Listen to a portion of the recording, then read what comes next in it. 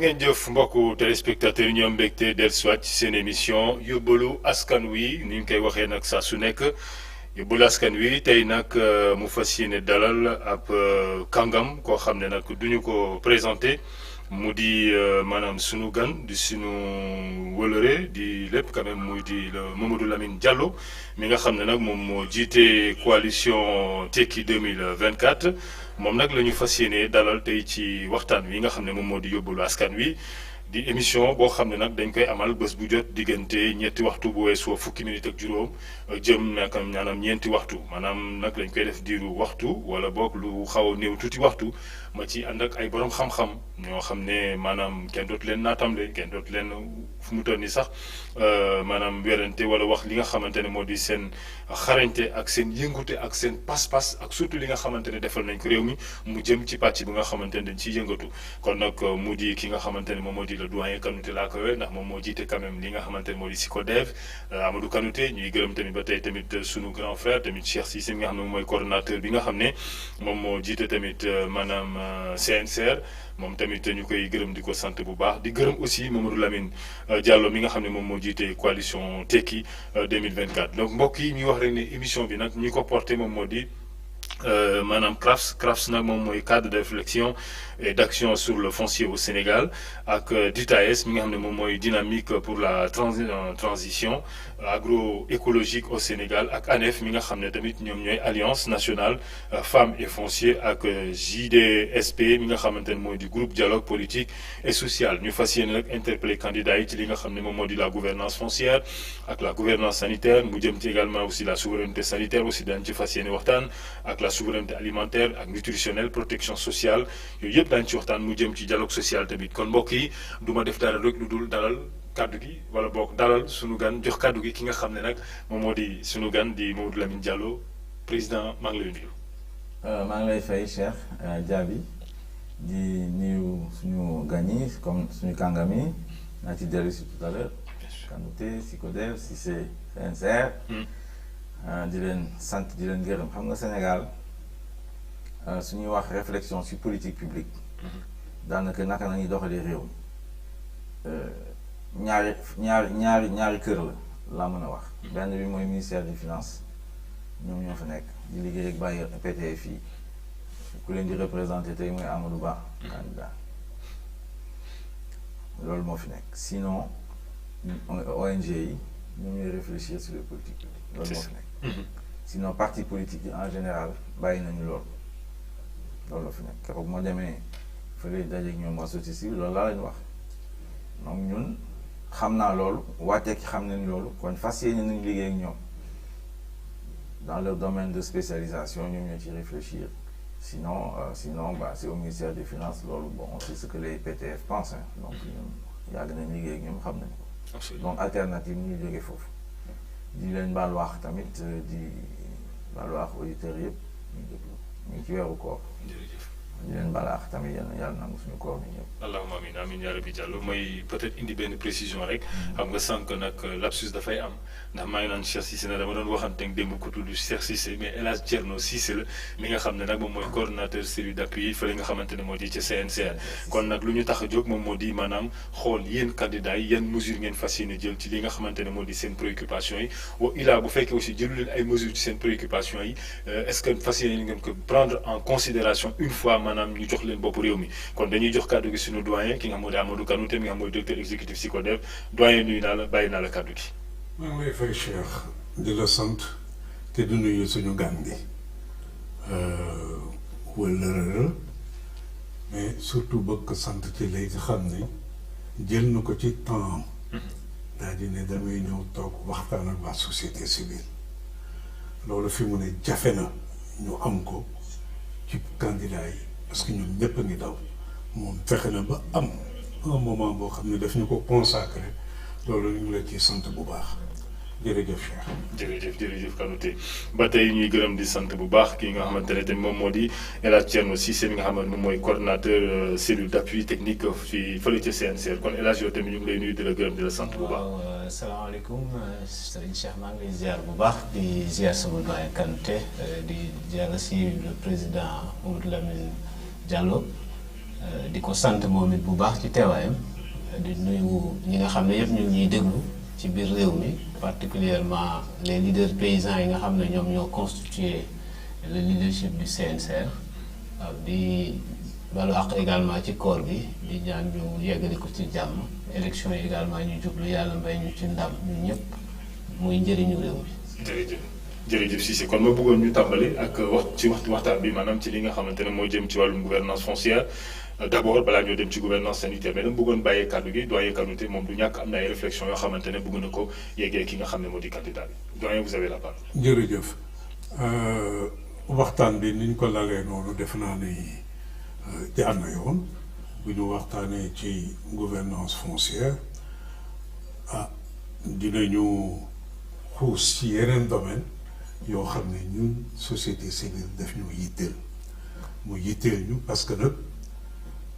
ay nit buñ jógee di daggaan baatu askan bi ni leen dañoo bëgg ngeen jox ma réew mi mu jiite ko fekk na ngeen mën a dégg li nga xam ne mooy yittewu ñooñu nga xam ne dañ leen a bëgg a jiite kon boog ci wàllu gouvernance foncière ñun dafa di loo xam ni Sénégal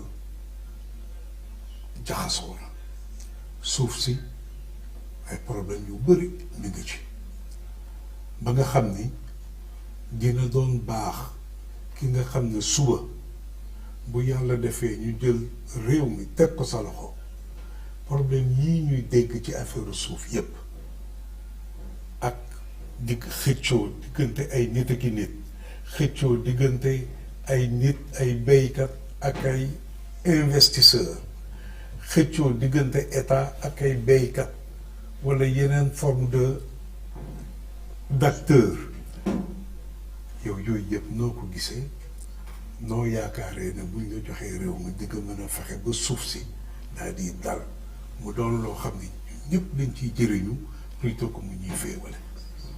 jërëjëf Amadou Kanouté ci sa laaj bi yaakaar naa ne su nekkee dëgg rek lañu war a wax mooy le problème le plus important du Sénégal mooy affaire suuf si Macky Sall ci boppam moo wax bombe foncière su ko waxulee tamit wax na lu jëm ci loolu mais dossier yu muy jot yépp affaire suuf lay wax alors c'est le problème le plus important kooku moom suñ ko réglé wala la muy jëf ëllëg du neex kenn alors donc ñun fas yéene nañu ànd ak Sénégalais yi ànd ak organisation de la société civile ñu xool naka nañuy régler problème ci njëlbeen mën naa waa leen wax ni ñun dañoo bëgg a créer un ministère des domaines séparer les impôts des domaines parce que rien xam ngeen ko bu baax dem naa ba wax ko Amadou Ba pour ne pas le citer c'est le patron de la bourgeoisie foncière de ce pays commission nationale mi ngi suuf ministère des finances commission domaniale fa la nekk ñaareel bi jaarale nañu ñaari loi foncière yoo xam ne dañuy permettre de régulariser les baux sans payer en titre foncier ñoom ñoo ko def loolu mooy seen doole mooy seen doole mais soo leen xoolee politique aujourd'hui inspecteur des impôts et des domaines ñoo ko téye seen loxo avant c'était les administrateurs civils c'est ça le Sénégal donc la question foncière moo nekk ci suuf lépp yàgg naa di ci bind dans mes caisses tekki di alerter di ci wax ne attention Mali lu ko taal bokk na ci donc ñun dañoo bëgg a séparer les impôts des domaines moom un ministère des domaines alors quel est le problème d'abord il y a un problème que man dama bëgg a régler bëgg naa ko régler yaakaar naa ni moo gën a yomb mooy les titres précaires là il y a 400 000 familles sénégalaises yoo xam ne ñu ngi am ay titres précaires qui viennent de la période coloniale Ziguinchor Guinguinéo Rufisque Saint-Louis Dakar Plateau ñoo xam ne ñu ngi egg seen i titres précaires kenn mësu leen ko régulariser pourtant bi loi bi waxoon na ne ñu réglé ko ñoom Amadou Ba nanguñu ko réglé donc loolu man je m'engage à régler ça tout de suite léegi nag lu ci des il faut que on ñu waxtaan avec les populations maître Doundoy yaroon na fi commission foncière bu Macky Sall tëraloon mu dem ba ci biir ñu bàyyi jubóo ak ñoom après c'est le professeur Sourang moo bind benn rapport boobu ñun en tout cas suñ ko jotee on va rendre ça public pour ouvrir ce que nous allons faire les assises du foncier waaw waxtaan ceeg ñoom xam ngeen ne domaine national bi mi ngi fi domaine national 64 c'était une façon de ne pas régler le problème mais tey avec la croissance démographique avec la croissance économique compétition rivalité si suuf si dafa yokk ndax ci doole ñu jël jox mairie yi la possibilité de faire des délibérations ñu di koy joxe des délibérations ci kaw commission nationale dañuy joxe ay baux souvent nag day am ay évidemment parce que lu ñuy déggante amul cadastre rural nanguñu ko defal depuis 2007 que j'ai des candidats nee naa leen nañu jublu ci cadastre rural bëgguñu ko def ce qui fait que évidemment il y a des conflits parce que day joxe ci kaw ki joxe ci suuf xëccoo am maa moom fii voilà et puis avec des systèmes yoo xam ne qui sont effrayants parce que soo xoolee Ndingler quand même notre système permet à peu de temps de passer d'une je sais pas de baux à un titre foncier sur des villages loolu système bi moo koy permettre alors donc Kanouté yaa ngi laal loo xam ne c'est extrêmement sérieux parce que suuf si ñun dañ ko soxla pour plusieurs choses pour évidemment lu ci jiitu mooy souveraineté alimentaire nañ ci dellu si parce qu'il faut que ñu am suuf pour béy pour sàmm suuf évidemment pour dëkk suuf pour faire de l'industrie des entreprises suuf pour faire des grands travaux alors tout ça doit être organisé planifié suñ ko defulee mooy l'anarchie qu'il y a dans les grandes villes suuf si dañ koy séddoo les gens habitent il n'y a pas de place même pour que les sapeurs-pompiers mën a jaar sauver nit yi soo amee incendie voilà donc yooyu voilà un peu situation boo xam ne moom nañ fi fekk xam nañ ne bombe foncière ñoo fi nekk pratiquement partout dans le pays comme j'ai dit avec les conflits entre les collectivités territoriales les mairies et évidemment les baux qui sont distribués par la commission nationale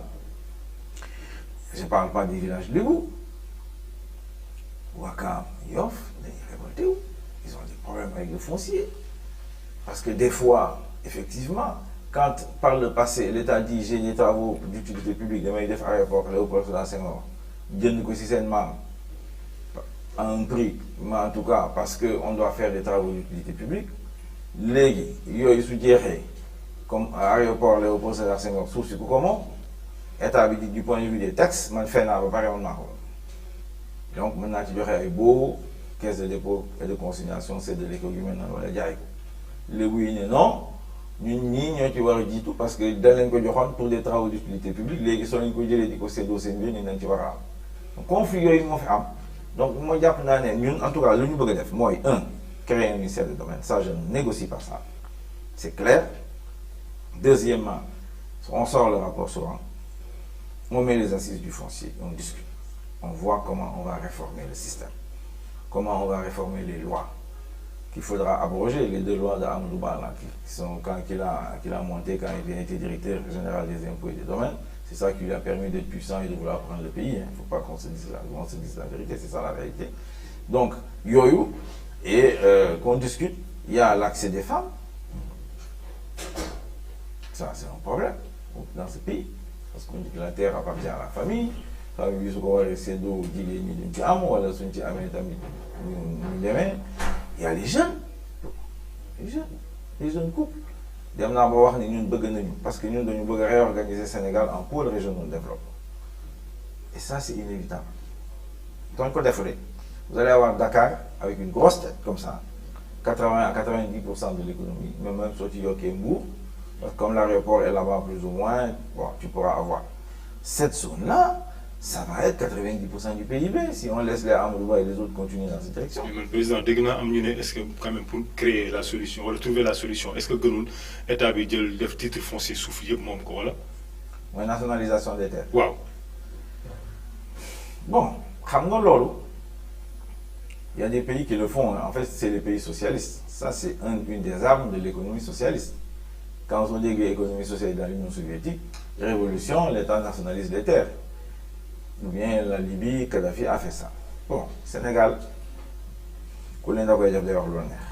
xam nga lu tax. Parce que sëriñ si am nañ suuf. Ah oui, sëriñ si am nañ suuf. Naka ngay def il y a le titre foncier de Touba naka ngay def da koy nationaliser man moo ko def je suis honnête avec mon peuple je ne triche pas moo ko def. Donc, à mon avis, il peut y avoir des nationalisations partielles. Maintenant, mais il faut que ça soit issu des discussions des assises du foncier. Maintenant, parce que si nous sommes là de faire, par exemple, pour le pôle régional de développement, c'est indispensable. Parce que sinon l'économie va être ici, tout le monde dans une réunion et tu ne peux pas avoir Dakar à 15 millions d'habitants. Pour nous deux. C'est ça qui nous menace. Donc depuis 10 ans, 15 ans, il faut créer d'autres pôles. Si on avait Tambacounda, il faut pôle régional de développement. On va avoir un CHU, parce que pôle d'avoir un CHU, pour attirer les jeunes, pour qu'ils viennent vivre là-bas. Absolument. Pôle d'avoir une université digne de ce nom. Pôle d'avoir un aéroport digne de ce nom. Au moins pas international forcément, mais au moins sous-régional. Pour Tamba, on aurait dû Tamba dem Bamako, Tamba dem Conakry, Tamba dem Banjul, parce que c'est ça. Tu as besoin également là-bas d'une politique d'urbanisation. Si nous sommes la souffle, qu'est-ce qu'on fait? On peut être amené à faire des nationalisations partielles. Lolo Bokne, en tout cas, c'est une agenda de redressement national. Mais nationalisation, comme dans les pays socialistes, atteignons. On est d'accord à attendre le connaître. D'accord. Thierno, je vais le cadre de en fait, président waxtaan bi am na solo surtout le fait que nga wax ne que concertation ngay woote parce que dañu dégg ci ay candidats yu bëri yoo xam ne ñoom ñu ngi commencé annoncer immatriculation généralisée mooy li nga wax nationalisation jël suuf bi yëpp def ko ci turu état après di joxe ay baux mais loolu seetlu nañu ñoom argumentaire bi ñuy indi moom mooy ne buñ ko defee dina tax financement gën a yomb dans les banques. Mais nous, en tant qu'acteurs de la société civile, bu ñu daan waxtaan ak baykat yi seen bopp ñoom dañu gis ne que loolu dafa comporter ay risques yu bari benn boo jëlee financement nga sukkandiku ko ci garantie suuf dans un contexte boo xam ne contexte changement climatique production agricole c'est pas tout le temps garanti kon cela veut dire que da ngay baykat bi da nga koy def ci situation bu risquée waaw. Mais jàpp nañu également ne que dans ton discours man la ma ci gën a seetlu bari na ci loo xam ne dafa xaw a orienté wu dans le foncier urbain gën a bëri j'aimerais nga gën a xuusaat tuuti rek ci foncier en milieu rural ak surtout sécurisation baykat yi parce que après tout bu ñu wax souveraineté alimentaire bu ñu wax même emploi des jeunes en milieu rural bu ñu wax yooyu yëpp dafa lié bu baax a baax ak suuf si yow lan mooy sa gis-gis ci sécurisation foncière boobu nga xam ne dafa war a jublu ci wàllu baykat yi sàmmkat yi ba ci nappkat yi parce que gis nga littoral bi ni ñu koy agressé tey pour def quai de pêche sax si yenn zones yi day jafe ndax suuf si yëpp occupé nañ ko pour soit des maisons pillées dans l'eau ou bien ay infrastructures touristiques donc ñu gisee daal suuf ak développement agricole développement rural. waaw pourtant jund naa ko nee naa soxla nañu suuf pour agriculture comme ni ngi wax souveraineté alimentaire dinañ ci waxaat loolu bokk na ci ñun c'est notre axe principal pour transformer l'économie du Sénégal donc ci biir loolu peut-être bëgg naa wax un peu cette idée je crois qui a été avancée par Diomaye je crois dire que dañu war a jël titre yëpp def ko ay baux béykat yi sax fu ñu dëkk ñu jox leen ay baux man mos naa ci waxtaan ak Sissoko il y a très longtemps depuis les années 95 ma ne ko mais est-ce qu'on ne peut pas dans un village jël suuf si jox ko sous quelle forme que ce soit, ça peut être des baux ou bien ça peut être des formes de titres fonciers également, parce qu'il n'y a pas, il y a des billets fonciers là, qu'on expérimente dans certains pays. Ce n'est pas forcément des titres fonciers, mais c'est quand même à cheval entre les baux et les titres. En fait, le problème c'est les familles, parce que souvent ma tante, donc après famille, voilà. Donc on le voit également au foot. Des problèmes, il y a des terres là-bas qu'on n'ose même pas toucher pour l'agriculture. Man fond de as am na ci expérience, il y a 2000, 3000 hectares là-bas qui traînent, qu'il n'y a pas parce que voilà, c'est la famille, du mieux entre nous, donc il n'y a pas. Une question yoyu, c'est important en milieu rural. Et il faut que nous en assises, qu'on discute, droit dans les yeux. Droit dans les yeux. Parce qu'on n'a pas le choix. La croissance démographique, là, elle est de 2000%. Qu'est-ce que ça signifie? Donc, il y aura une pression sur les terres. Ce qui est sûr, nous, en matière agricole, ma préférence, depuis très longtemps, j'aime bien les fermes de type Anida.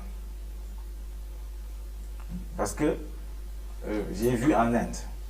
dans le Punjab, je me suis vraiment travaillé très longtemps. La révolution agricole, c'est basé sur ça.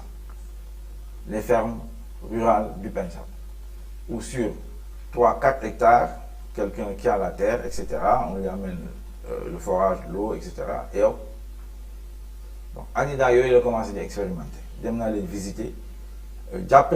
C'est un modèle qui est développé dans les villages. Et donc, évidemment, ça veut dire qu'il faut régler la sécurisation foncière dans les villages. Parce que dans les villages, il y a les délibérations aussi. Et c'est des sources de spéculation pour les maires. Les maires, il faut qu'on arrête ça. Parce que si on arrête les conflits, et puis après, on sort la source pour l'agriculture. Donc, pour l'année. Donc, vraiment, le fait de titrer partout et de mettre des baux, d'abord, c'est pas sûr que tu vas pas avoir de conflit, parce que dans une famille, et puis donc tous les trafiquants de drogue, tous les trafiquants, tous les corrompus là, qui ont volé l'argent, le foncier, c'est le premier capital. Donc il y a ce risque-là qui est là. Donc vraiment, tout de suite. C'est un des premiers dossiers que nous allons ouvrir. Enfin, le premier dossier, ça, c'est dans la pêche. C'est-à-dire les bateaux là, qui pillent la pêche, nous on les arrête le 3 avril ou le 4 avril. Maintenant, sur la question de la souveraineté alimentaire, qui est notre axe principal, parce que nous d'ici 5 ans qu'on règle un certain nombre de choses sur la souveraineté alimentaire, bien sûr. Il faut avancer sur le foncier courageusement. Courageusement. Parce qu'il y a un boulot. C'est pas facile. Il y a des positions qui sont déjà prises dans ce pays. Bien sûr. Qui sont prises avec des gens qui sont puissants. Donc, voilà. Donc, nous voulons travailler avec vous. Nous voulons travailler avec la société civile, avec les femmes et avec tout le monde et pour pouvoir vraiment mettre en place un mécanisme. Et le rapport SOAM, moi je ne l'ai pas lu, on parle de beau de 99 ans, etc. Il y a des pressions de l'agro-business. Parce qu'il faut savoir que le gouvernement, là, de Macky, ils ont signé avec les partenaires financiers de développement pour l'accès aux terres. Ils ne vous l'ont pas dit, mais c'est signé avec le G8 pour leur permettre l'accès aux terres ici. Parce que les pays occidentaux ont un problème de terre, d'agriculture chimique qui amène le cancer. Donc les terres sont fatiguées de niveau de. Donc ils ont donné ces accords-là au PTF. Et ces accords, c'était Amadouba et Macky Sall. Macky Sall. Donc la question foncière, c'est la question fondamentale de la politique sénégalaise aujourd'hui. Évidemment, il y a le gaz et le pétrole qui est venu après. Donc moi, c'est une bombe. Man kilifa la taxaway kilifa la fi am ci Sénégal parce que wutuma dara pour man dama mandu ci alalu jambour soxlawuma dama leen koy wax droit dans les yeux mën naa liggéey leneen am xaalis pour àddina bi wax ma Sénégal kese fu ma toll nii mën naa ko yàlla may na ma ko mais dama xam ne suñu defulee lii lu ma waa ji waxoon en France rek dans le Sahel si vous faites pas attention en 2050 il y aura 3 zones de vie 3 la bifurcation Lagos bifurcation Accra-Abidjan Dakar point d'interrogation. Les savants européens ont tiré cette conclusion-là depuis 2015. Je suis au courant. Je fais quoi? Je fais comme les capitulaires, là, aller prendre une nationalité et aller vivre au Canada ou ailleurs. Je parle à mon peuple, je dis voilà les dangers et voilà les solutions. Politique pour gagner. Donc vraiment, M. Cissé, moi, je vous rassure, il faut qu'on travaille ensemble. C'est des bombes foncières ou des mines foncières, ça, parce que c'est dispersé partout. Il n'y a que ça, hein. Il faut que courageusement nous tombons. Nous, on va travailler avec la société civile, avec évidemment l'association des maires du Sénégal, et ensemble, il faut qu'on trouve une solution qui permette que le foncier, parce que c'est une ressource naturelle. Puisque nous étions fonciers. Ça appartient au peuple. Et ça, c'est important. Ça appartient au peuple. Donc, nous croyons là. S'il y a des nationalisations partielles à faire, on prend une loi, on le fait, courageusement. Maintenant, et on avance parce qu'on a besoin de terres, comme j'ai dit, pour l'agriculture, pour les infrastructures, pour l'urbanisation, etc. Et puis, l'accès aux femmes et aux jeunes aussi. C'est important. Nous va y aller. Il faut falloir beaucoup l'accès des femmes aux fonciers. Parce que, cette loi, lu ëpp ci li ñuy lekk presque 60% ci li ñuy lekk jigéen ñee koy produire mais jigéen ñi boo xoolee li ñu li nga xam ne téye nañ ko ci suuf 11% la donc ñu bëggoon a xam situation bu mel noonu yéen lan moo ci doon seen taxawaay pour que ëllëg jigéen ñi mën a gën a jot suuf jeunes yi gën a mën a jot suuf. En tout cas, l'islam terre au digne en souffle. Lolo, nous sommes d'accord. Dans les warnés, jigéen ñi dafay sëy ci benn kër donc góor gi moom moo fi war a nekk téye kër gi loolu moo tax ñu ko suuf si argument yooyu lañ may jox en tout cas man su ma demee ci village yi ci waxtaan avec les populations parce que économiste la économiste dafa war a def ay enquête dem laaj loolu lañ may wax mais jàpp naa ne argument boobu man bon respecté naa ko mais yaakaar naa ne mën nañ am benn argument donc ñun ci biir loolu il faut que dinaa wax ci souveraineté alimentaire moi je vais être clair avec les Sénégalais ñoom Macky Sall il triche ñoom Amadou Ba mënoo wax nit yi ne man dund gi dama koy jamais gérer les prix et les prix des produits importés c'est pas possible dañu waxoon ci dëgg moi des fois ça dama ciy mer parce que ñii dama ne dañuy dox suñu maay xaw ma mënta nekk mënoo yow ne dama leen di garantir des prix ici au Sénégal et tu importes de l'extérieur les produits donc man la prix yu ñu mën a garantir fii ci Sénégal mooy loo xam ne dañ ko fiy liggéey loolu laay wax population yi sama campagne loolu laa leen di wax ne leen béy transformé dundee ko fii à ce moment-là nous dans la chaîne on peut gérer les prix et contrôler les prix sinon ça aille su nekkee ceeb bi Inde la jógee wala tomate bi xaw ma fu mu jógee ñoom ñooy fixer seen prix ñooy yore seen bateau te su fi ñëwee fii gars yi taxé ko waa impôt séddoo ko ñoom seen fonds commun yi ak état du Sénégal loolu moo fi nekk ak douane yi c'est ça le système économique moo tax 2012 Macky avait promis engagement je baisse les prix bu mu yegsee diwlin suukar ak ceeb yaakaar naa ñett yooyu la jël wàññi prix ñu leen di contrôler mais mu ñu ciy génn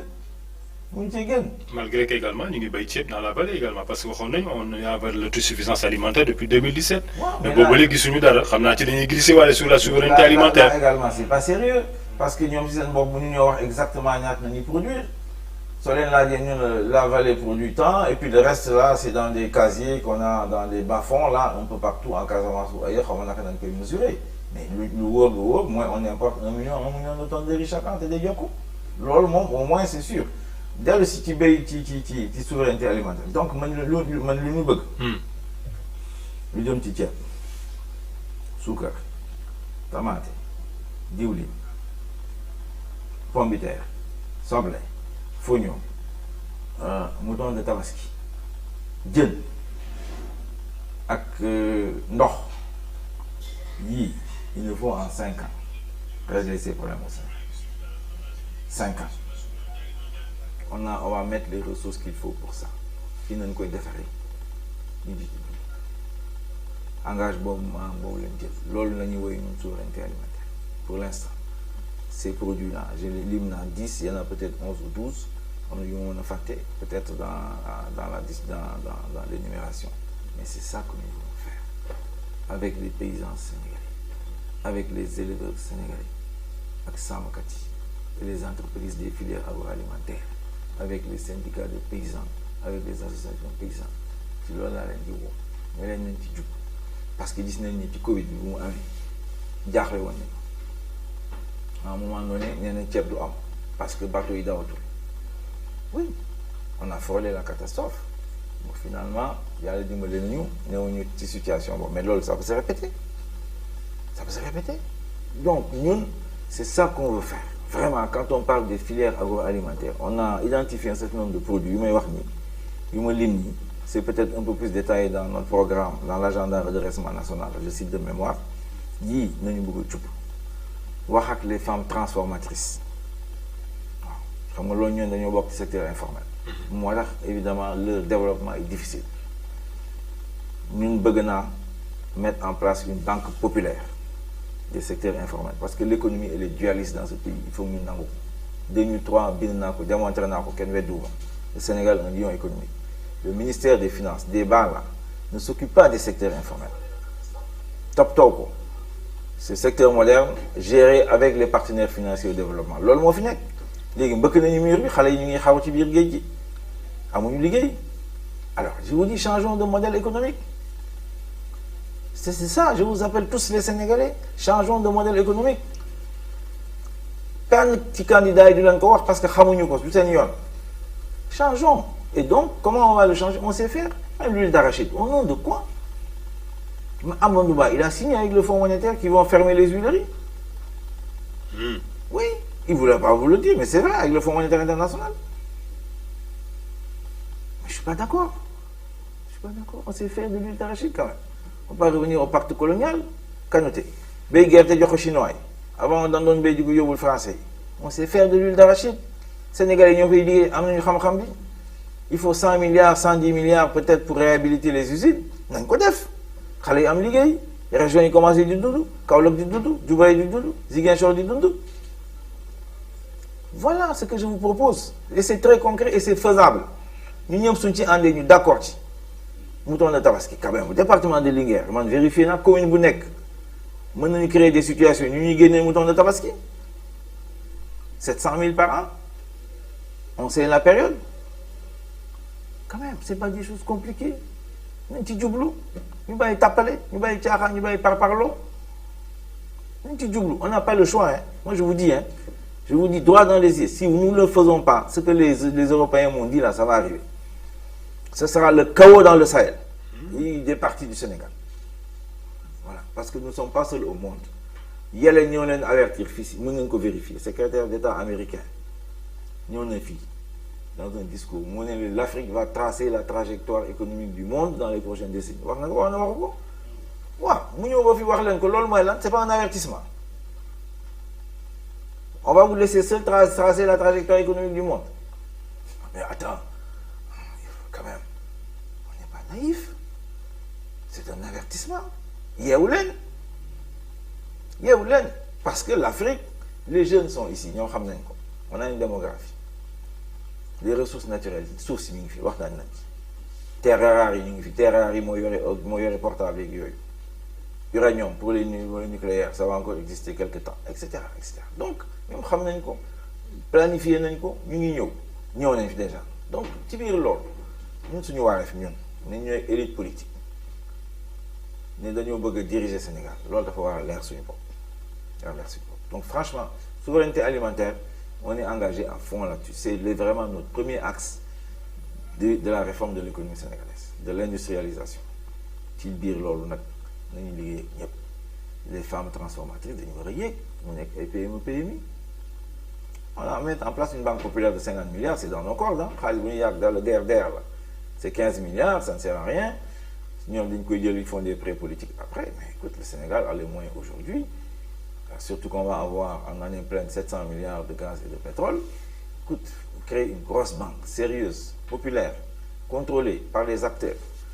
Il y a les secteurs informels, c'est important pour moderniser les secteurs informels. Les artisans, les acteurs culturels, l'ol am fi ci Sénégal. Évidemment, il y a le secteur moderne de l'économie qui est là, qui est ce qui est, vous le connaissez, une banque qui est, l'administration, tout, qui doit continuer à se développer. Et là également, nous pensons à mettre en place une banque d'industrialisation. Parce que, disons, il faut que industrie. Soo béyee ba pare nga yóbbu ko foofu ñu transformé ko. Souveraineté alimentaire. dafa lalu aussi ci kaw benn modèle agriculture. ñun nag dañoo gëm li ñuy wax mbay mu sell mi muy agroécologie.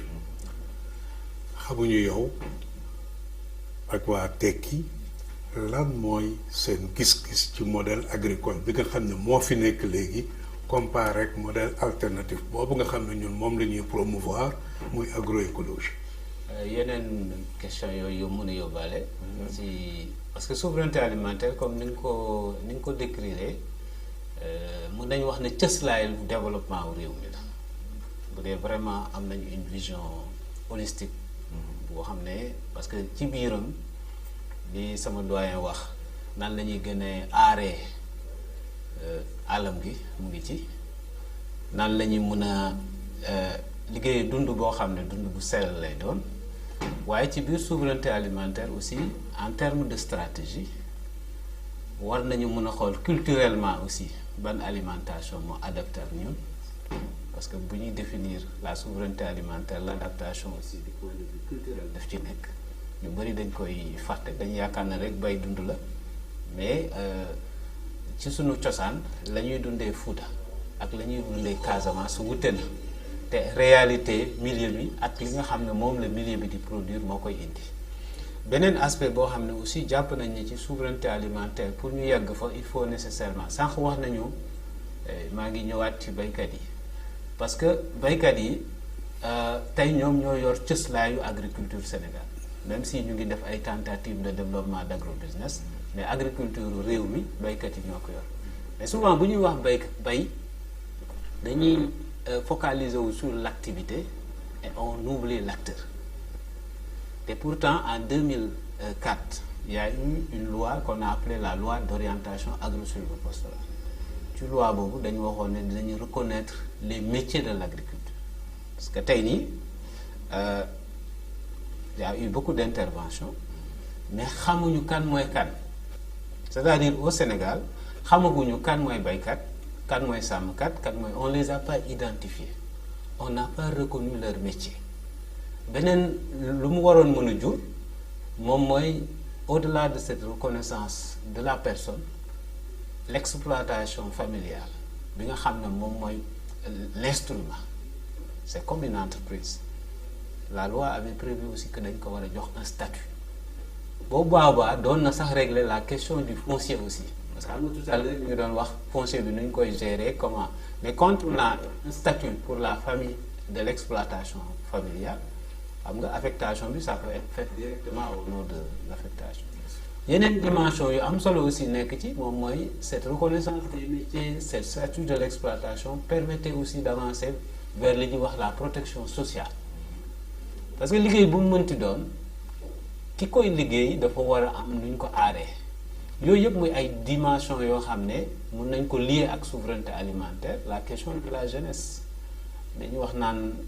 ndaw ñi ñu ngi daw di dugg ci géej gi et pourtant àll bi bu ñu ko liggéeyee woon dans une vision claire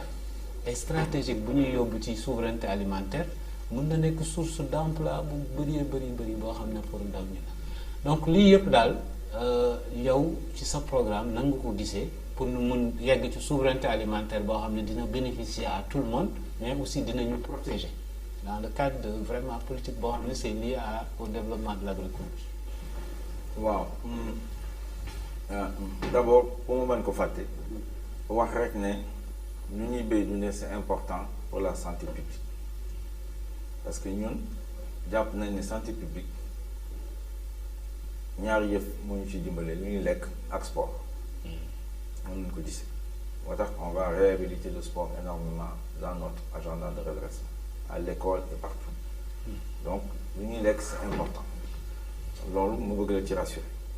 ñun dañoo identifier les produits xam nga nag du lu mooy wax li kese mais y en a bien d'autres yii nañoo jàpp ne fii par exemple dugub yooyu mi ngi je l'ai peut-être pas cité tout à l'heure mi ngi ci biir parmi les 12 ou 13 produits de notre souveraineté alimentaire donc léegi wax na ko d'accord nañ ni ñu ñëwoon nañu jublu vraiment dans la préservation de l'environnement c'est clair loolu moom maintenant il faut le faire de manière organisée et planifiée xam nga may wax loolu bokk na ci suñu programme le fait que ñun dañoo bëgg a defar fii engrais on a des phosphates on sait faire de l'acide phosphorique mënoon nañ def ay engrais ñu tëj engrais parce que bëgg ñu usine ñuy importer ñu joxe ay quotas à des gens pour qu'ils importent des engrais et les enrichir facilement loolu moo fi nekk dans ce moment-là 10 personnes ngay jox quota ku nekk jël 3 personnes pour importer peut-être ou 4 ou 5 ça fait 50 personnes nga tëj toute la filière pour faire des engrais au Sénégal loolu dafa war a dakk fii ci Sénégal donc ñu engrais boobu su ñëwee évidemment on va l'utiliser ici au Sénégal alors mais jàpp naa ne il faut que les fermes là agroécologiques ñu mun cee pousse man modèle bu ma gëm moo war a nekk socle agriculture Sénégal mooy modèle des fermes ANIDA où on peut faire de l'agroécologie on peut même faire jaxase avec ñu koy waxee l'élevage ak yooyu yu mel noonu nañu war a xool naka nañ mën ko mën a adapter à chaque région à chaque département et cetera loolu ci loolu nañu bëgg a xuus ñun mu téye suñu agriculture noo ko waxee il a pas tort si on peut le faire avec les familles loolu la assise bi moo koy régler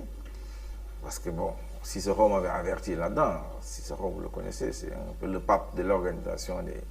des paysans ici mu ne bon xam nga rek bon les familles bon man sax dinaa koy gis chez nous on a des terres là-bas là à Goudomp bon écoute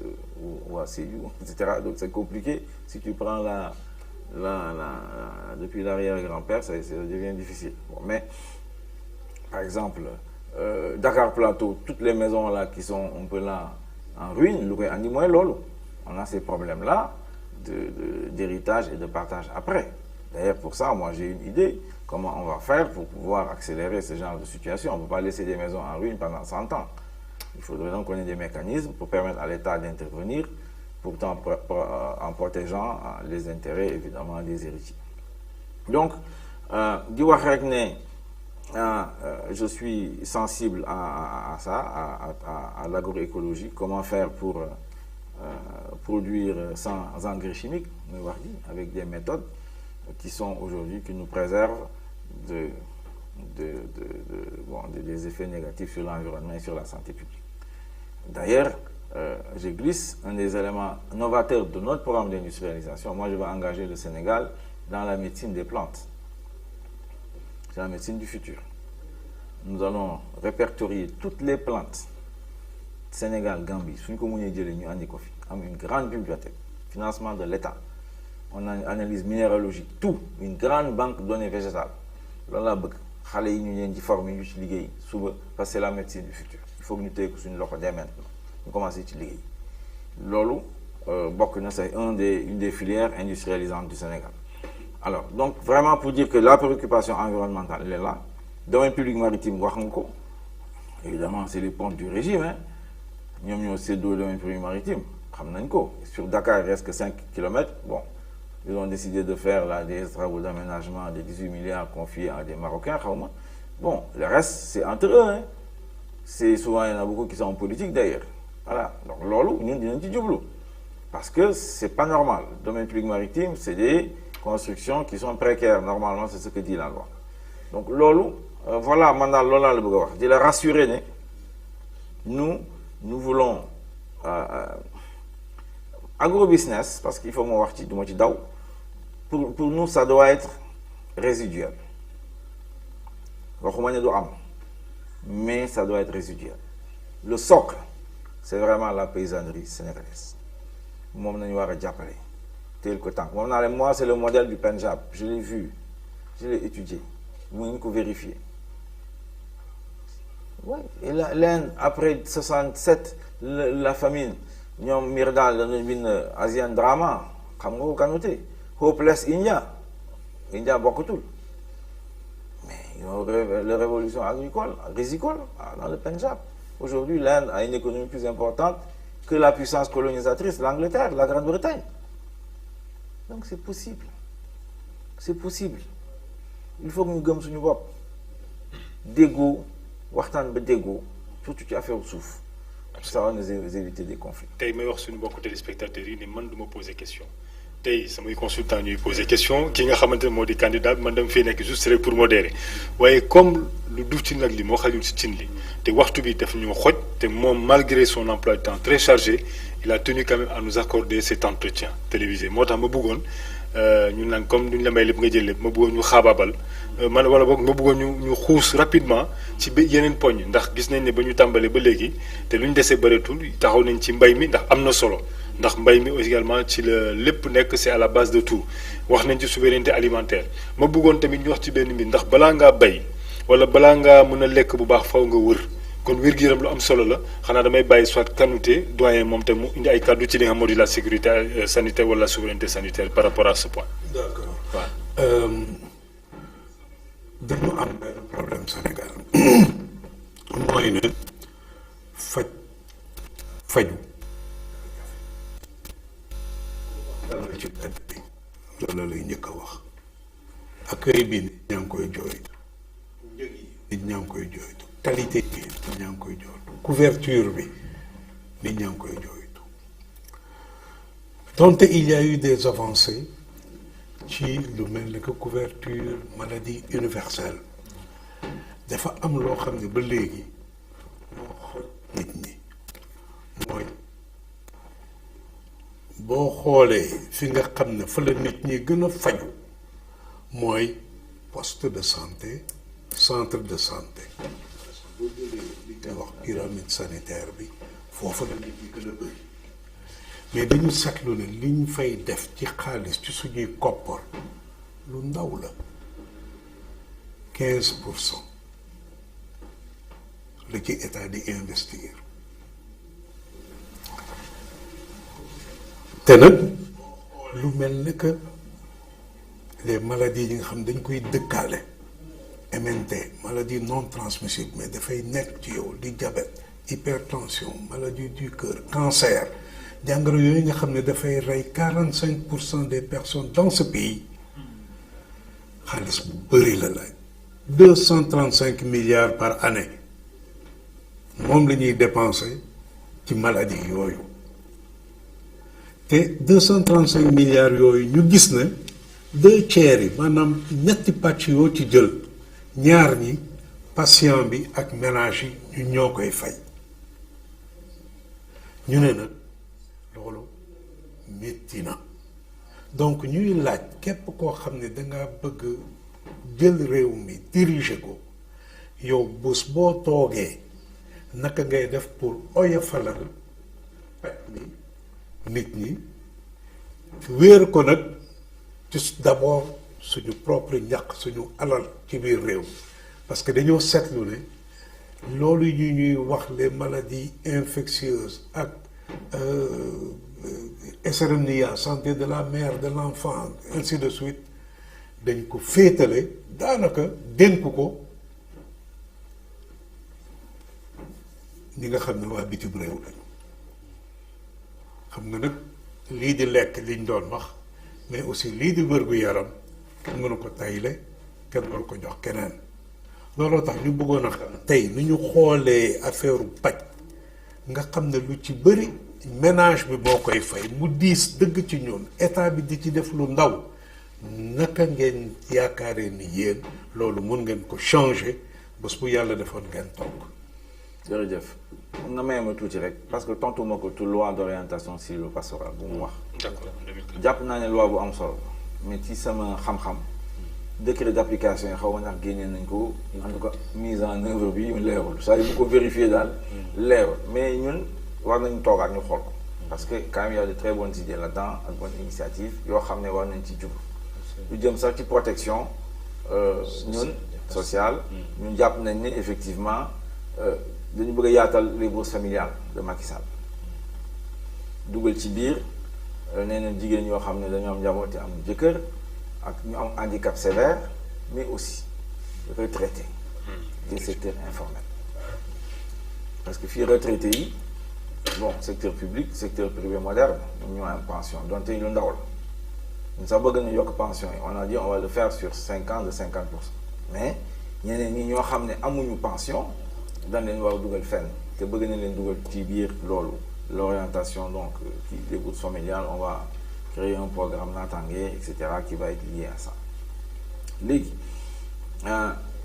ci affaire u paj mi c'est extrêmement sérieux parce que en fait paj ñun économistes yi xam nañ léegi Covid bi moo ñu ko wan bindoon naa ci sax article ci biir Covid bi débat yu amoon entre les 9 biens premiers bu ci ëpp doole alimentation et cetera sécurité yooyu jàpp naa ne Covid bi mu ñëwee wane na ne santé moo ci ëpp doole ku wéerul doo lekk ku wéerul doo tal looy sol loo tal leneen ak leneen. Absolument. Donc te Sénégal wax nga dëgg dañuy faral di wax ne soo ñun fii dans les milieux urbains sax laay wax soo amulee xaalis ci hôpital wala amuloo docteur boo xam bu am yërmande ci yow bon tu es out. La réforme hospitalière, je crois, date de 1998. C'est long. Il faut mieux voir avec les acteurs de la santé. Parce que là, on met de l'argent dans les hôpitaux se plaignent, il y a des arriérés de l'État, mais quand même, il faut qu'on regarde ça de très près. Je ne veux pas parler d'audit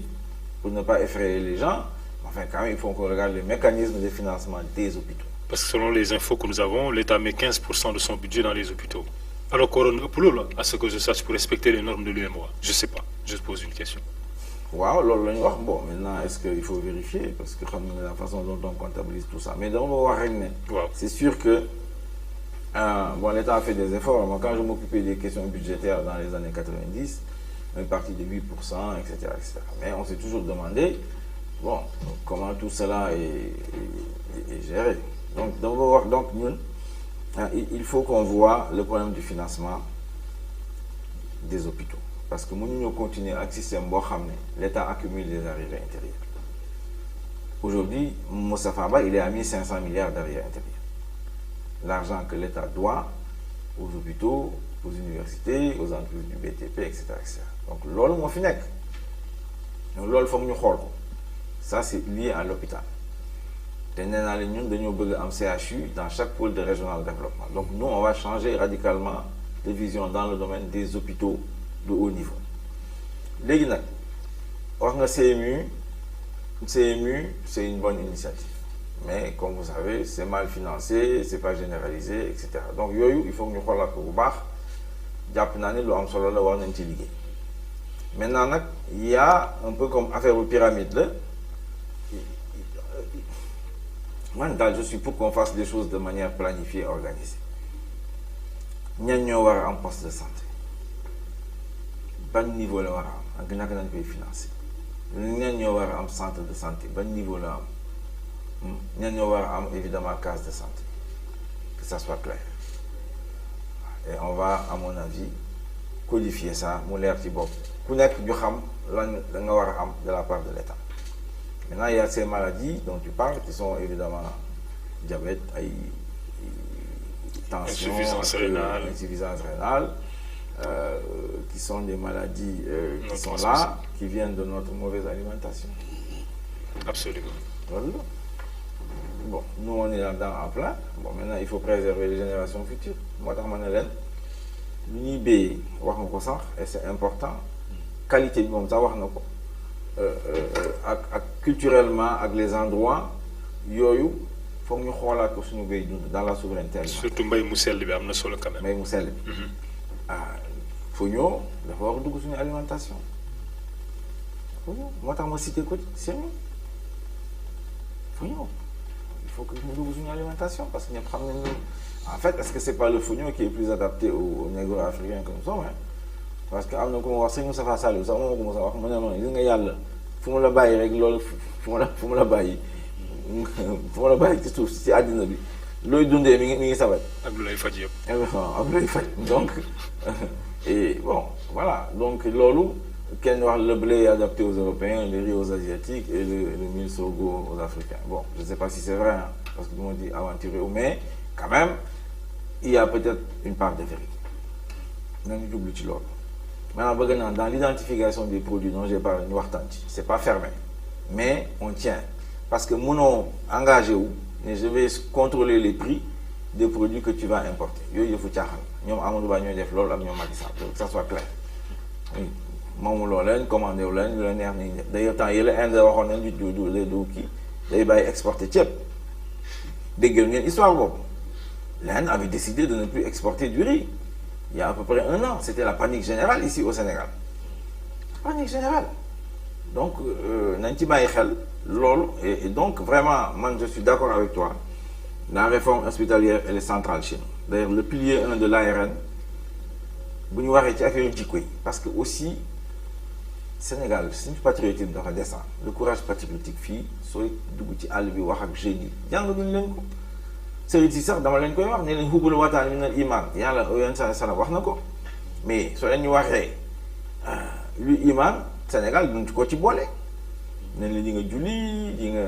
shahada julli di nga woor di nga génne asaka di nga dem màkk soo ko mënee fan la ñuy yem mais bëgg sa réew bëgg seen réew les dirigeants encore moins tu vois des gens dans la rue des jeunes ma leen di laaj ñoom lu tax muy bëgg sama réew parce que sama patron bëgg da nga bëgg sa réew parce que da nga ko war a bëgg c'est tout soo ko bëggulee yàlla du la jàppale nga defar ko maam Abdoul Aziz Sy Dabakh nous a déjà prévenu donc vraiment en dehors si tu bu ñu jógee ci valeurs yooyu yoo xam ne dafa war a dugg ci jeunesse bi ñu jàppale leen ci suñu pilier mooy pàcc mi njàng mi ak sport Sénégal yi bëgg nañ sport. tàggat yaram daal. tàggat yaram ah oui c'est important pour la santé ñëpp xam nañ ko dox fay di nga màgg Dakar te mënuloo fay monsieur Cissé au nom de quoi il y en a beaucoup moi je fais 1 kilomètre de nage j'ai appris oui non ici dans les écoles là mën nañ jël xale yi les mercredis wala ñu jàng ñu on crée des piscines peut-être machin ñu jàngal leen fay. nekkul sport bourgeois di wala. ah non. fay léegi dañuy ay bourgeois nag nappkat yi man ñoom lay fayal de ñoom lay fayal. bourgeois c'est pas des bourgeois sama xarit nappkat yi ñoom lay ànd ci biir géej bi ñoom lay àndal c'est pas des bourgeois non c'est-à-dire que peut-être ñoo ko jàppee noonu alors que waruñu ko jàppee noonu c'est un sport naturel. absolument salaam sax waxoon na ne da ngeen ci war a góorgóorlu. bien sûr bokk na ci mu waxoon. waaw mu waxoon donc nañ ci góorgóorlu et c'est possible maintenant en moins d'1 mois ils ont des techniques là les jeunes là je l'ai expérimenté hein sur des personnes âgées si monsieur Cissé personnes âgées de tekki ñu mag ñu dem ba 70 ans leen ñëw leen en 1 mois ñu jàng fay donc xale yi en 1 semaine ils savent nager loolu bokk na ci sport vraiment. si c'est defe naa Saloum la dem. waaw non mais Saloum bu ko dugalee. mais comme ni nga ko waxee. sport moom. lu am solo la. parce que vraiment day contribuer ci santé parce que dañuy wax naan un esprit sain dans un corps sain. tout à fait. waaw loolu moom la am solo la te dafay ëmb wàllu développement yépp mais bu ma desee ci wàllu santé li nga xam ne moom mooy jafe-jafe ci réew mi te muy toucher secteur yu bari moom mooy état dafay décider te du jëf di nga gis ne que réew mi boo ko gëstoo loi yu bari lii jëm ci wàllu santé lii jëm ci wàllu financement lii jëm ci wàllu ça existe déjà mais c'est l'application qui pose. xam nga lu tax. ma préciser rek ne que ci wàllu santé. La loi d'orientation agro-sylvo-pastorale avait prévu un régime de protection sociale des personnes exerçant les métiers de l'agriculture. Il y a un décret qui est pris depuis 2007. Xam nga la loi ñu ngi ko promulguée en 2004. C'est en 2007 que le président de la République a signé, c'est le président Wade, contresigné par le président actuel. À l'époque Premier ministre. Donc en 2007, on devait lancer un régime de protection sociale des étudiants, avec un degré d'application et tout. Mais ba tey nii dara taxawul. Donc damay xalaat rek ne au-delà de vision bi, au-delà de stratégie bi, cette volonté politique qui fait que bu ñu décider nangam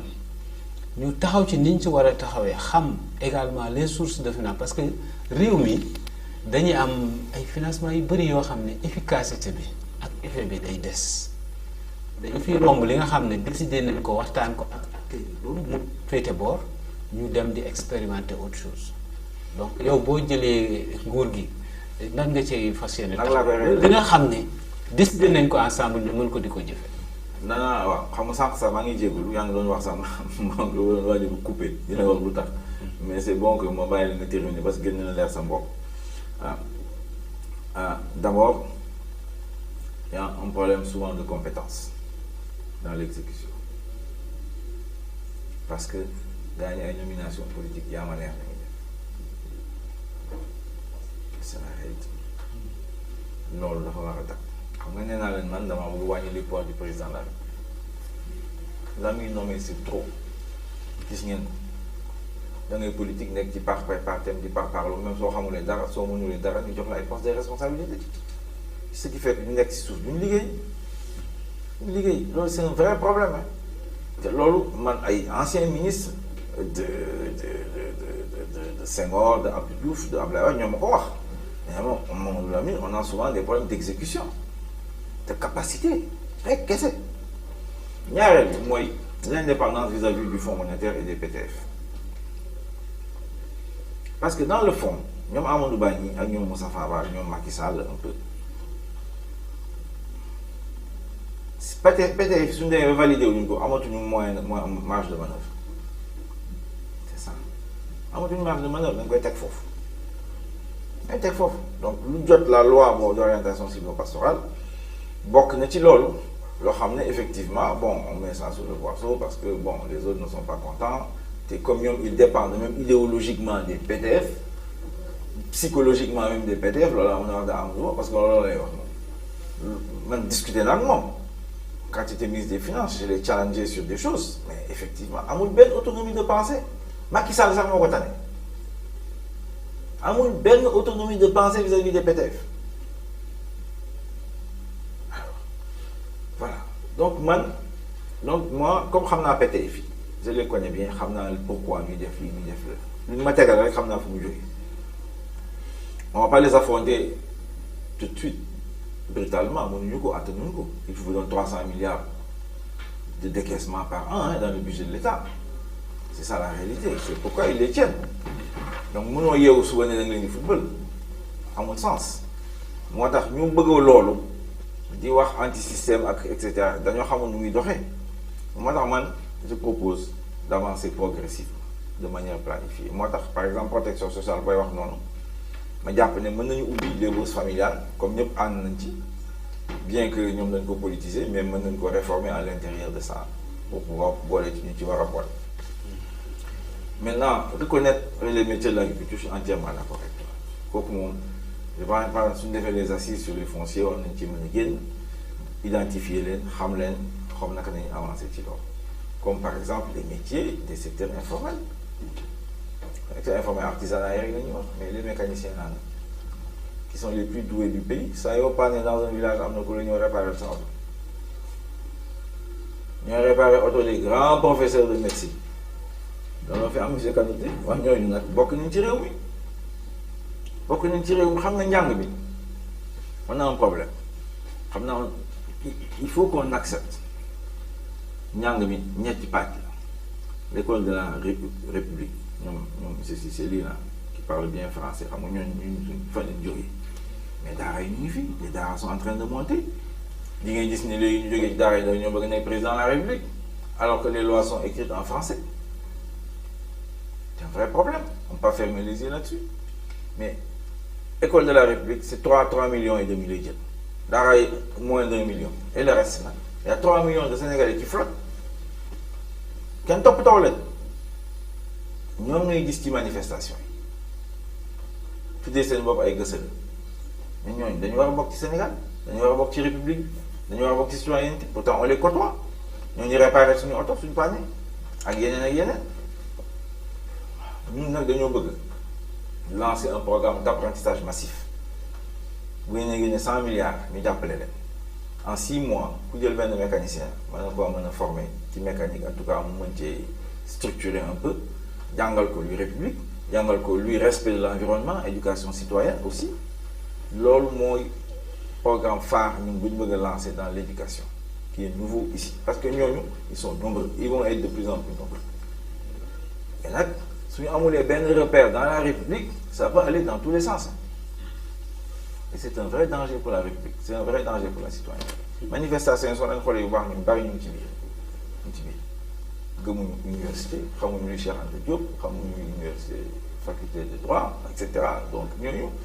c'est des Sénégalais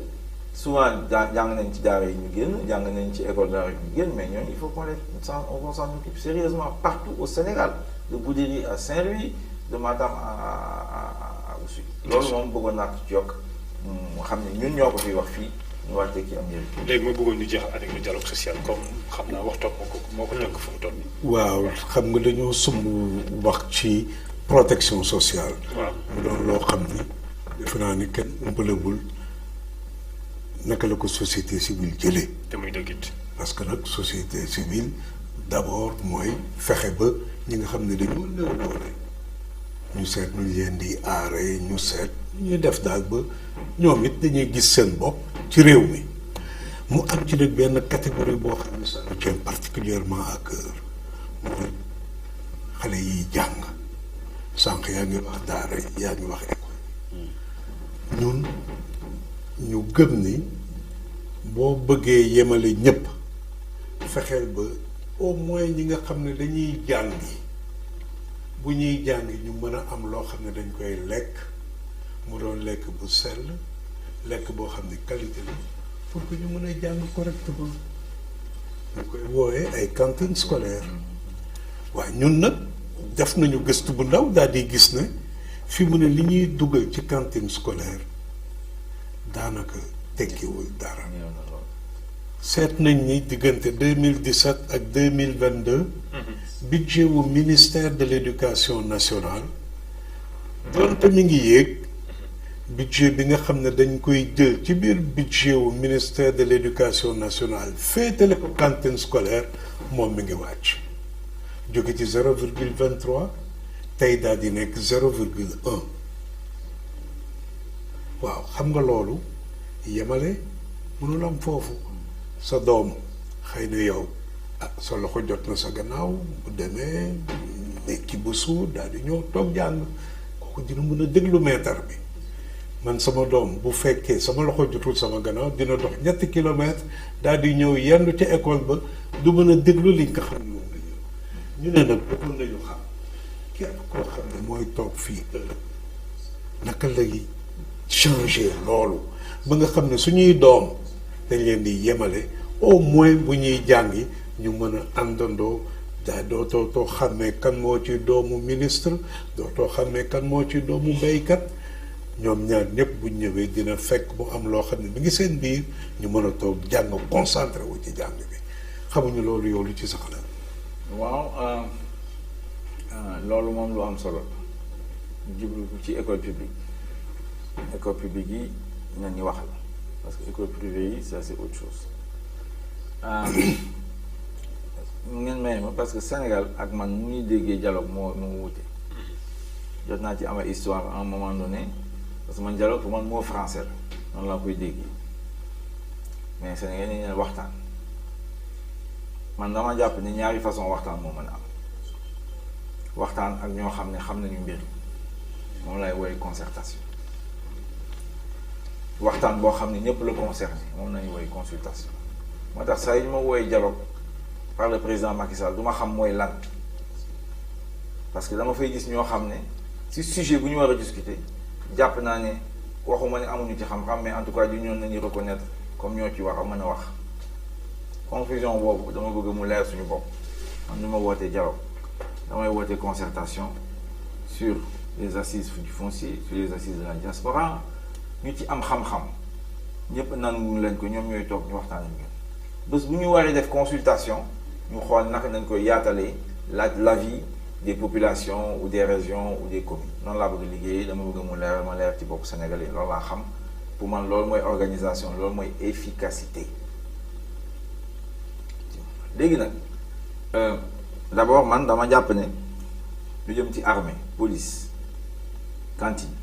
dañoo war a dundee lu ñu béy fii Sénégal c'est le premier marché de la souveraineté alimentaire ensuite xam ngeen ne dañu war a lekk loo xam ne dafa sell donc man jàpp naa ne effectivement looy wax ni lu am solo bokk na ci loo xam ne ñun gëm nañ ko mooy xale yi du yem sax ci école de la République parce que yooyu nga wax mais daara yi suñu doom dans les daara yi dañu war a am le même traitement surtout daara les daara que j'appelle spontanés qui restent dans les quartiers moi je vais m'en occuper courageusement dinaa waxtaan ak ñoom jàngalekatu alxuraan ak imaam yi dinaa waxtaan ak ñoom parce que ci ñoom laa sosoo kon ñoom mun ñu ma ko weddi mun ñu ma ko danañ ma ko nangul dañu toog ñu waxtaan ne leen ñii suñu doom lañu seen parents d'élèves ñoo bëgg ñu jàngali xayrul léegi nag nan leen di toppatoo ñu waxtaan ci dem naa sax bay wax ne il faut ñu am benn mécanisme pour mën a xam ñoom la ñuy jàngalee lan la ku leen jàngal il faut ñu nangu ko ndax daara ci waawoon la wala Medina Gounass wala feneen yooyu donc jàpp naa ne cantine scolaire yi ak tout de suite dans les choses qu'on peut avancer parce que l'école de la République dafa métti programme yi sax ñu koy contester baaxul souvent dañuy former xale du ñu am liggéey donc yooyu ñun ñetti mesures yoo xam ne jàpp nañ ni dañ ci jublu mooy benn bi mooy à court terme mooy les décisionnaires là les enseignants qui sont jamais l'État a pris des engagements au moins ci décisionnaires yi mën nañ cee avancer pour pacifier la situation ensuite les parents d'élèves il faut qu'on s'en occupe les cantines scolaires il faut qu'on l'organise de telle sorte que xale yi di lekk loo xam ne dañ koy produire fii ci Sénégal avec les femmes transformatrices ak yooyu c'est un marché c'est comme ça qu'il faut le voir parce que sinon c'est des subventions à l'importation man du ma ci dugg je vous le dis clairement ça ne sert à rien subvention à l'importation je vais enrichir les Italiens ils sont plus riches que moi donc il faut qu'il y ait cette chaîne là que les femmes là qui travaillent qui font des choses bon il y a des marchés dans les écoles vraiment avec un système transparent ñu xam ne état bi fii la koy dugal ñu xam ne lii dina am liggéey bi xale yi ñu koy dundee c'est comme ça qu'on doit réorganiser l'économie y compris sociale comme vous dites ou informelle dans ce pays-là brancher ko avec des mécanismes d'État c'est très clair dans ma tête parce que je vous dis moi je suis le premier à parler des secteurs informels au Sénégal et c'est à partir de mes travaux que la Banque mondiale se met à faire des statistiques sur les secteurs informels et la NSD donc je parle d'autorité sénégalais nag nanguñu ma ko moi je suis prêt à reconnaître le talent des autres mais ils veulent pas reconnaître mes talents c'est leur problème mais je vais pas reculer loolu dama bëgg mu leer suñu bopp nous on sait comment on va faire pour moderniser les secteurs informels parce que c'est ça le vrai problème 98% de l'économie ñoom ñoo ko yore seen loxo te l'État le ministère des Finances du leen toppatoo c'est pourquoi il y a un hiatus dans l'enseignement dans le chômage et on peut pas continuer comme ça donc vraiment moi je te rassure c'est fondamental pour nous mais c'est des cantines scolaires avec des produits made in Sénégal. D'accord. Sur le dialogue pour terminer social. waaw waxtu bi jeex na waaw. dañuy seetlu ne wala bokk ñun en tant qu'acteur de la société li ñu gën a gëm moom mooy le dialogue social doit être institutionnalisé parce que lu tax dañu gis ne nguur gu ñëw rek selon nu mu ko neexee rek noonu lay dialogué tey mu wootee consultation ñu décider dara wàcc ko fa demaat ci leneen ñu démultiplier aussi les mécanismes de dialogue xamuloo exactement fan ngay dialoguer ak kañ ngay dialoguer dina am yenn mécanisme yu fonctionnel mais bari na ci yoo xam ne c'est éphémère dañ koy teg tey dégg nañ fi dialogue plusieurs fois lañ fa décider woon anamo ak lan lañ ci def boo jëlee cas où toujours je reviens comme sama secteur mooy l'agriculture la loi d'orientation agro-sylvo-pastorale avait institutionnalisé le dialogue entre l'État et les producteurs. Il y a eu un décret également qui a été pris en 2007 pour mettre en place le Conseil supérieur d'orientation agro-sylvo-pastorale. Et dans ce décret également, on devait avoir des conseils régionaux d'orientation agro-sylvo-pastorale qui doivent supporter la politique de développement agricole. Mais décret bi ñu ko jëlee ba tey président de la République musul convoqué Conseil supérieur d'orientation dañ ko fa wàcc nekk di def yeneen i ndaje tey ñu ne agriculteurs yi suba ñu ne éleveurs yi ginnaaw suba ñu ne alors qu'il y a un mécanisme de dialogue permanent qui est institutionnalisé. Donc yow ci sa doxalin bi nga fas yéene teg la yàlla joxoon réew mi nan nga gisee dialogue boobu est-ce que dafa nekk rek loo xam ne dañuy xëy tey rek woote suba ñu tasaaroo ginnaaw suba ñu wootewaat leneen est-ce que warul nekk loo xam ne lu ñu institutionnalisé la acteurs yëpp xam ko ñu xam ne li ñu décidé woon ren déwén nu mu mënti demee daañu toogaat ak président de la République def un bilan ne ko lii dox na lii doxul mu jëlaat beneen décision ñu demaat ba at ba ca topp ñu saytu ko waaw loolu daal loo ci xalaat. léegi man ni nga ma may man gëwuma dialogue donc déjà man du ma fa bii di dialogue parce que nee naa dialogue amul ci man concertation laa xam ak consultation parce que boo ma convaincre ne dialogue am na ñu xool mais pour man dans ma tête je sais pas ce que ça veut dire su ma waree wax tey yéen affaire bu mbéy mi sàmm mais je ne vois pas pourquoi je vais convoquer Aliou Cissé. Expliquez-moi pourquoi. On l'aime beaucoup, hein. Si nous rappelons, il nous a donné beaucoup de satisfaction. Pourquoi je vais le faire? Dites-moi, au nom de quoi? Au nom de quel principe d'efficacité? Il faut que je m'entende avec mes concitoyens. Si on doit parler de football professionnel, etc., oui. Man loolu laa xam parce que amuñu jot. Yàlla mooy yore jot. Yàlla mooy temps. te def ñoo tënk xamuñu kan nañuy dund xamuñu kan nañu fi jóge donc loolu moo tax principe d'efficacité dafa am solo donc conseil supérieur de l'urbanisme d'ailleurs c'est jamais réuni depuis 5 ans donc man jàpp naa ne en tout cas man gëm naa ces mécanismes de concertation permanents lu jëm ci souveraineté alimentaire man waxatuma sax agro-sylvo-pastoral souveraineté alimentaire lay wax. Il nous faut un mécanisme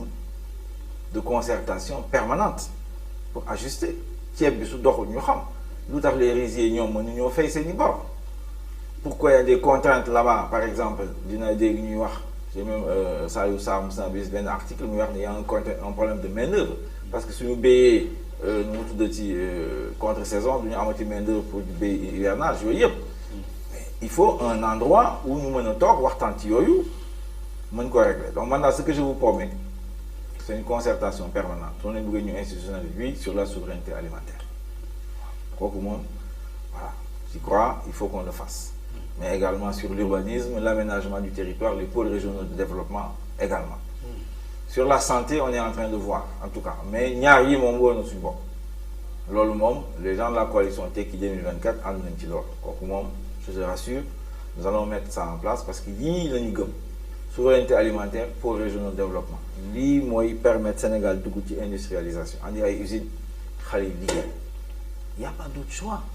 ñu mën a liggéey dans toute la chaîne de l'agriculture de la pêche de l'élevage dans les transformations et également dans les boutiques ou les supermarchés où on vend les produits c'est comme ça qu'on va monter en échelle de l'économie sénégalaise sur ces produits-là c'est on va rajouter d'autres produits je suis ouvert mais ñi produits yi nañu gisagum d'accord daa mel ni kon yegsi nañ ci càppandu waxtaan bi ñu leen di gërëm di leen sant bu baax ñuy gërëm aussi maanaam suñu invité le président Modou Lamine Diallo di ko souhaiter également bonne chance ndax dafa mel ni dimanche la ñuy dem ci élection yi. waaw dimanche de soo neexee yàlla normalement si campagne bi suba lay jeex. di wax rek ne waxoon naa leen ko ci njëlbeen. xam nga Sénégal. waaw fu ñuy produire xam nga soo leen déglee di nga xam ne ñoom gëstu nañu ci naka nañu doxalee politique publique ci zone bu leen concerné ah. mais loolu gëstu boobu ci ñoom la am ak le ministère des finances ñooy liggéey avec les PTF c'est là où on élabore les projets foofu ñaar yooyu moo am fii ci Sénégal soo xoolee université sax mi ngi commencé mais c'est pas évident alors ñoom keroog wax naa leen il faut qu'on trouve un mécanisme de financement étatique parce que ñoom ils produisent des politiques publiques, en tout cas des propositions de politique publique. Absolument. L'État doit pouvoir contracter ak ñoom ne leen sur tel aspect yéen dama bëgg ngeen xalaat yi wax ñu lan ngeen ci xalaat. loolu bëgg naa leen ko dénk wax naa ko keroog quand il y a eu une audition des candidats avec la société civile, je l'avais dit et je le répète devant vous. leen loo xam ne man daf ma ñor parce que c'est important, parce que ñoom ñoo fi nekk on ne réfléchit plus dans l'administration, dans les partis politiques encore moins. kon baax na jërëjëf Mamadou Lamine Diallo ñu lay gërëm di la sant vraiment ci disponibilité bi ndax tey alxamis bi am na caravane bi yoo xam ne war na ko amal ci Ndakaaru caravane bi sax waroon na ko tàmbali depuis 5 waaye bañ ko ñaanee ne ko daal bëggoon nañu nga dimbale ñu nga jàppale ñu ñëw teewee lii di waxtaan bi nga xam ne ñu ko initié moom mooy CRAFS di maa ngi koy wax sànq en introduction, cadre de réflexion et d'action sur le foncier au Sénégal, ak DITAES mi nga xam ne mooy dynamique aussi pour la transition agroécologique au Sénégal, ak ñi nga xam ñoom ñoo di ANEF di Alliance nationale femmes et foncier, ak GDS GDSP mi nga xam moo di groupe dialogue politique et social ñoom ñoo initié li nga xamante ne moom moo di quand même maanaam les auditions citoyennes 2024 jagleel ko ñi di candidats yi nga xam ne dafa jëm ci seen préoccupation xam ndagam vous les prenez en considération wala bu fekkee loolu amul également est-ce que bu ngeen faloo également vous comptez les prendre en considération kon gërëm nañ la sant nañ la rafetlu bu baax sa teewaay ci suñu plateau bi fii ci M7TV kon kaddu gu mujj ndax googu kon nee na ngeen wooteel ko ñu lay gërëm di sant bu baax doyen ak si doyen lañu bien sûr macha allah te ñu rafetlu bu baax tamit seen teewaay ak seen contribution ci réew mi di remercier président Mamadou Lamine Diallo di wax ni waxtaan bi c'était franc, c'était direct, c'était ouvert te loolu nag gëm na ni ne nag fi mu ne dégg nañ lépp li mu wax te ñoo bëgg nag bu yàlla defoon ëllëg ñu jël réew mi dénk la ko ñun dinañ ñëw fëgg sa buntu ne la yaa ñu waxoon mais affaire cantine scolaire di nga ci def ay jéego affaire santé bi léegi di nga ci def ay jéego cadre de concertation yi di nga ci def ay jéego dinañ ñëw laaj la foo ci tool. alhamdulilah.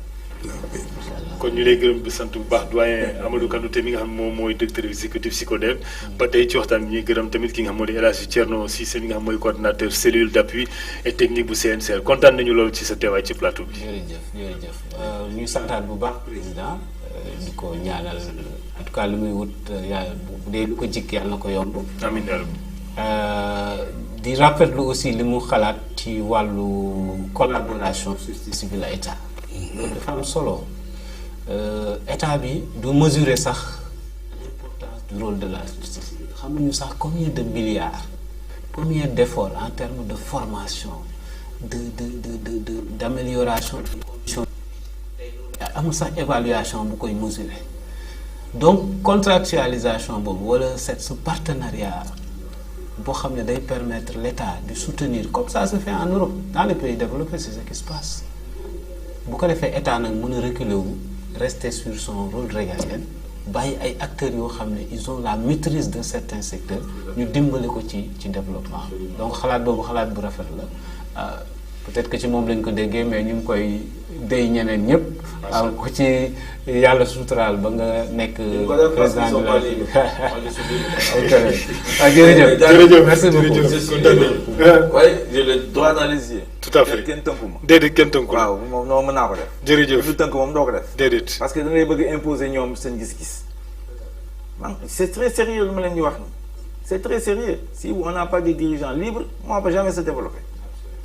jërë ngeen jëf mbokk yi kon fii la ñuy yemale waxtaan bi yegg nañ ci càppandoo gi ñi leen di gërëm di leen sant di leen jox dig daje beneen yoon ak jàmm bu soobee yàlla fii ak boobu rek maanaam ñuy ñaanal ñëpp di wax nañ dem ci élection wu jàmm woote ci jàmm xaar résultat yi ci jàmm te maanaam ku gën ci réew mi rek yàlla na ko yàlla jox li nga xamante ne moo di victoire bi te également jàmm kon ndax Sénégal jàmm rek moo fi xaj jërë ngeen jëf jàmm ak jàmm.